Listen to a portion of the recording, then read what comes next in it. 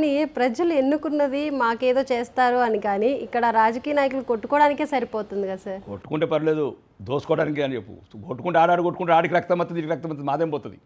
ఈ కొడుకులు దోసుకుంటున్నారు వేల కోట్లు. అంటే ఇచ్చిన హామీలు నెరవేర్చకపోగా ఒకరి మీద ఒకరు విమర్శలు చేసుకుంటూ, టైంని వేస్ట్ చేసుకుంటూ, కాలయాపన చేస్తూ ప్రజల్ని మభ్యపెడుతున్నట్లు కనిపిస్తుంది. అంటే దీంట్లో ప్రజలే మారాలండి, నాయకులు అయితే మారారు. ఎన్నుకునేటప్పుడే సరైన వాళ్ళని ఎన్నుకోవాలి అంటారు. ఎందుకంటే ఇప్పుడు ఉదాహరణకు, అంటే నేను ఎవరిని అంటలేను, ఇప్పుడు ఇంతకుముందు ఒక ఆయన మాజీ ముఖ్యమంత్రి ఉండే, దళితుడిని ముఖ్యమంత్రి ఎత్తన్నాడు, 3 ఎకరాల భూమి ఇత్తన్నాడు, కేజీ టు పీజీ విద్య అన్నాడు, ఇంటికొక ఉద్యోగం అన్నాడు, 12% గిరిజనులకు రిజర్వేషన్ ఇస్తాడు, ముస్లింలకు రిజర్వేషన్ ఇస్తాను. మైనార్టీకి ఒక్కటనే నెరవేర్చిండా? ఏది లేదు. మళ్ళీ ఎందుకు కావాలరా, సారు కావాలా, కారు కావాలంటున్నారు పనికిరానోళ్ళు. ఏం చేసిండు? ఇప్పుడు ఒకటి మాట్లాడాలా అంటే, ఒక ఒక వ్యక్తిత్వం ఉన్న నాయకుడు ప్రపంచం ముంగట అంత అబద్ధం చెప్తాడా? నేను దళితుడు ముఖ్యమంత్రి అయితే ఎవడు చెప్పమన్నా?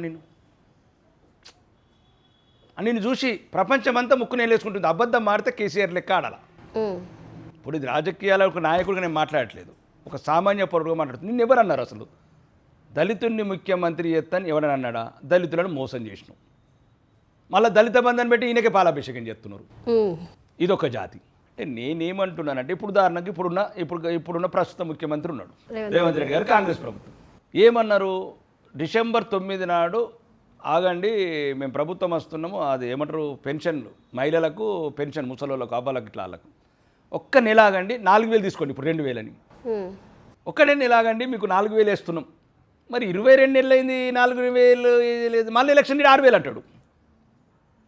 ఇప్పుడు ప్రజలు కూడా ఆలోచించాల్సింది ఏంటంటే, ఇప్పుడు ఈడేమన్నాడు, నేను వచ్చే నెల కాగుని పెన్షన్లు 4000 చేస్తానడా లేడా? అవునవును. ప్రియాంక వచ్చింది, కామారెడ్డి గారు వచ్చి అమ్మాయిలకు స్కూటీలు ఇస్తానది. ఆ కంపెనీ ఇంకా తయారైతలేదు. ఆ ప్రియాంక తయారు చేస్తూనే ఉన్నది, స్కూటీ బొమ్మలు ఎత్తునే ఉన్నది, ఆ స్కూటీ బొమ్మలు బంగారం కూడా ఇస్తానన్న, తులం బంగారం. అంటే నేను చెప్పేది ఏంటంటే, ఇప్పుడు మళ్ళీ తులం బంగారం అనుకుంటే నెక్స్ట్ ఎలక్షన్లు ఏమంటారు కాంగ్రెస్ ప్రభుత్వం అంటే 2 తులాలు ఇస్తామంటారు. అప్పుడు ప్రజలు ఏం చేయాలా? ముందు ఇచ్చినది ఇవ్వండి, తర్వాత చూద్దాం అనాలి. లేదు, నేపాల్లో దండినట్టు తండాలా తండుతేనే ఇంటారు కొడుకులు. ఇప్పుడు ఎట్లా అంటారు, దళితుడు ముఖ్యమంత్రి అని ఎందుకు ఇవ్వవు? ఎందుకు 3 ఎకరాల భూమి ఇస్తాను? భూమి లేనప్పుడు ఎందుకు ఇచ్చినావు అబద్ధ వాగ్దానం? నీ బ్యాంకులో డబ్బులే లేవు. 12% రిజర్వేషన్ అని ఎందుకు అన్నావు? ఫర్ ఎగ్జాంపుల్, నీకు రిజర్వేషన్ ఇచ్చే హక్కు లేదు. రాజ్యాంగం ఎన్నో క్యాప్స్ పెట్టింది, సుప్రీంకోర్టు ఎన్నో గైడ్లైన్స్ ఉన్నాయి.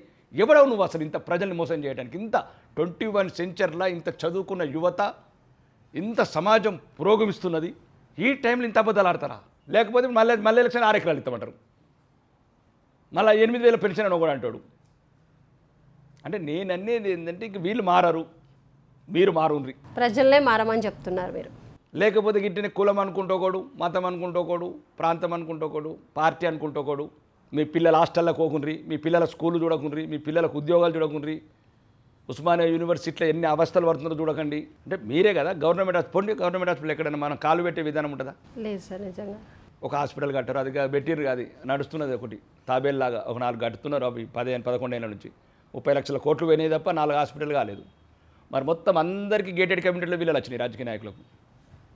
నా మాట అబద్ధమైతే మొత్తం చూడండి, 2014 నుంచి ఇప్పటి వరకు ఈ 11 ఏళ్ళల్లో ప్రతి ఒక్క రాజకీయ నాయకులు మ్యాక్సిమం అందరికీ కోకాపేట, మోకిలా, ఇవన్నీ 100 కోట్ల ఆస్తులు వచ్చినాయి. హాస్పిటల్ మాత్రం కాలేదు. సనత్ నగర్ హాస్పిటల్ కాలేదు, ఎల్బీ నగర్ హాస్పిటల్ కాలేదు. నేను గిదే మాట్లాడితే ముక్కు సూటిగా మాట్లాడుతున్నా అంటున్నారు. ఉంటే 3 ఏళ్ళు ఉంటే రాజకీయాలు ఉంటాయి, లేకపోతే లేదు. ఉన్నది చెప్తున్నా. ఎవడు గ్రామీణ ప్రాంతాల్లో బయలు రోడ్కి వెళ్ళండి. ఇప్పుడు మా నిన్న ఇలా పోర్ట్లు మా చేశారు,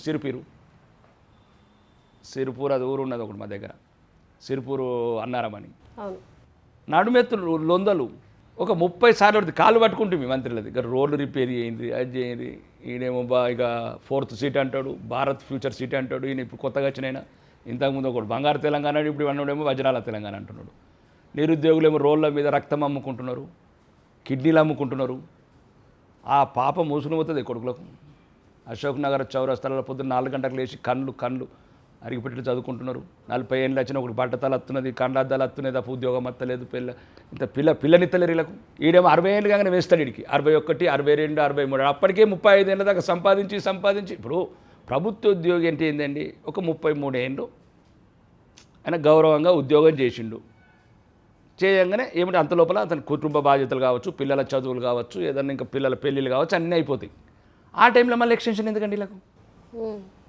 ఆరోగ్య దృష్ట్యా కావచ్చు, అప్పటికే సగం మందికి బీపీలు, షుగర్లు, రోజు 10 మంది పడతారు ఏసీబీలల్లో. మళ్ళీ బోర్డు ఆగడు, చేతి జాపంది మళ్ళీ బతకరు. ఇంకా మారుమూల అయితే మనం చెప్పిన ఏసీబీ బ్రాంచ్ ఓపెన్ చేయమంటున్నా, అంత అవినీతి. అవును. నేను అనేది ఏంటంటే మొత్తం కుళ్ళిపోయిందండి ఇది. మొత్తం కుళ్ళిపోయింది. దీన్ని ఎవడో ఒకటి రావాలా. కానీ నేను చూసినప్పుడు అయితే ఇప్పుడైతే ఒకటి లేడు. ఈ తెలంగాణలో ఒక్కడు కూడా కావాలి నాకు అందులో. అంటే మీ బీజేపీ నాయకుల్లో కూడా మళ్ళీ పోతుంది బీజేపీ అంటది. నేను మళ్ళీ పార్టీ పోతే డైవర్షన్ అవుతుంది ఇష్యూ. అవుతుంది అంటున్నా. నేనేమంటున్నాను మళ్ళీ నేను కూడా కొన్ని అబద్ధాలు మాట్లాడవలసి వస్తుంది. ఇక నేనేమంటున్నా అంటే మొత్తం నాయకులు మంచోళ్ళు రావాలి, వస్తారు, నమ్మకం పెట్టుకోవాలి. ఎందుకంటే శేషన్ లాంటి వాళ్ళు వచ్చారు, ఎన్నికల ప్రక్షాళన చేశారు. కురియన్ లాంటి వాళ్ళు వచ్చారు, ఈరోజు ప్రపంచంలో అమూల్ని ఒక ప్రపంచంలో సెల్ఫ్ సస్టైన్ చేశారు. చాలామంది మంచి అధికారులు దేశంలో, జేడి లక్ష్మీనారాయణ లాంటి వాళ్ళు, కేఎస్ వ్యాస్ లాంటి వాళ్ళు మంచి అధికారులు ఉన్నారు. అట్లాంటి వాళ్ళు ఎప్పుడో ఒక రోజు వస్తారు, దీన్ని అంతా ప్రక్షాళన చేస్తారని నమ్మకం ఉంది నాకుంది.